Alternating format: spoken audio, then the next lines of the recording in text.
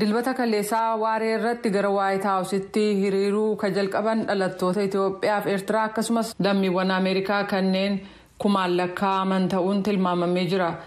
Waltaasiftoota hiriira kanaa irraa akka hubatametti kaayyoon hiriira kanaa United States Itiyoophiyaa irratti dhiibbaa goote kan ittiin jedhanii fi gocha dhiibbaa ta'uu hin qabnee fi gidduu seensa jechuudhaan akkasumas ejjennaa gam tokkoof looguu ittiin jedhan akka jijjiirtuuf gaafannaa jedhaniiru.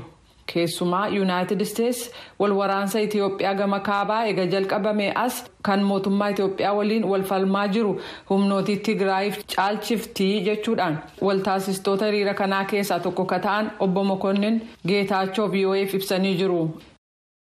በጣም ተቀባይነቱን እያጣና ያለው የአሜሪካ መንግስት እውነት ለመናገር አሜሪካ አሁን በምትከተለው መንገድ በዚህ በተሳሳተ ፖሊሲ ዱጋ ዱባቹፍ ሞቱማን አሜሪካ ባየ ፉደተማ ዳባ ጅራ አሜሪካን ከራ አመ ሆርዶፍቱፊ ኢማመተ ዶጎጎራ ቀብዱን ረኮ ጉዳ ኬሰ ሴንቲ ኬሱማ ኩታንጋንፋ አፍሪካ አካን በርባቺሳፊ ቡ አሜሪካፊስ በርባቺፍቱ ቱርቴ sana kabajsiisuuf mootummaan uummanni file kan Itiyoophiyaa wajjin hojjechuu ituu qabdu shiftaa deeggaraa jirti. Gochi ishee kun lammiiwwan isheefiyyuu gaarii miti jedhaniiru. Himanni kana fakkaatu yeroo dhiyaatu kun ka duraa miti. Duraan tokkummaa mootummootaatti bakka buutuu United States Ambassador Linda Thomas Greenfield walgahii gola nageegumsaa irratti deebii kennanii turan. Nagaaf waamicha naa dhiyeessinu United States gam tokkoof loogdii jechuudhaan qeeqa dhiyaatan tokkoof deebii kennuun barbaada. Waan ifatti beekamuu qabu tokko jedhan tarkaanfii humnaa gama hundaan fudhatamu ni balaaleffanna. Raayyaa ittisaa kan Itiyoophiyaa fi Ertiraa tarkaanfii humna waraanaa fudhatu ni balaaleffanna. Tarkaanfii humnootiin TPLF fudhatan kan humnaas ni balaaleffanna. TPLF Tigraayin ala duula waraanaa babal'ifachuu ni balaaleffanna. TPLF bulchiisa naannoo Amaaraa fi Afaar keessaa gadhiisee ba'uu qaba. TPLF fi Waboon sochii gara Finfinneetti taasisan hatattamaan akka dhaabaniif waamicha dhiyeessinaa jedhan Greenfield. Ambassador Greenfield kana dubbatan iyyuu hirmaattonni hiriira kaleessaa ejjennaa Ameerikaa irraa gammachuun qaban. Isaan kana keessaa obbo Teedros Kaaptimar akka jedhanitti United States ejjennaa ishee sakattaatee ilaaluu qabdi jedhu.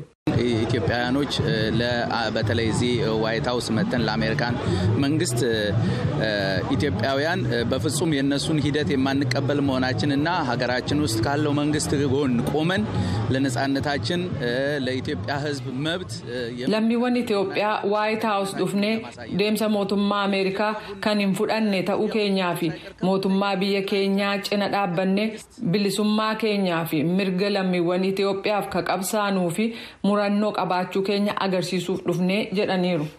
Hiriirtota keessaa tokko kataate shamarree Haannaa Amaanuel rakkoo jiruuf furmaanni harka lammiiwwan Itiyoophiyaa jiraa jetti. ስለዚህ መደረግ ያለበት እነሱ ኦሬዲ በቃ አሁን በህዝቡ ፈልጎ የመረጠው ኃላፊ እንዳለ kanaaf kan ta'uu qabu namni uummanni file waan jiruuf aangawoonni murtii kennuu qabu.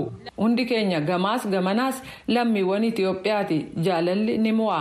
Mootummaa wajjin taanee yoo hojjanne diina biraa alaa hin waamnu. Jaalalaaf tokkummaan hundi keenya hojjechuu qabnaa jetteetti. Hiriironni kaayyoof waamicha wal fakkaataa qaban United States magaalotii 20 caalaa keessatti gaggeeffameera.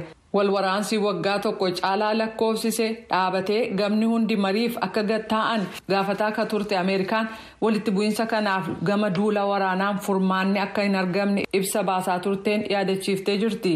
Torban darbe gara Afrikaatti imaluun hoogganoota adda addaa waliin ka dubbatan ministiriin dantaa alaa United States Anthony Blinken rakkoon Itiyoophiyaa keessaa kutaa sanaaf daafoo qabaataa jechuun akeekkachiisan. Gamni wal waraanaa jiran haal duree tokko malee dhukaasa akka dhaaban gochuuf dhiibbaa gochaa akka jiran ta'uun ibsameera jechuudhaan Habtaamusiyyuu gabaasee jira.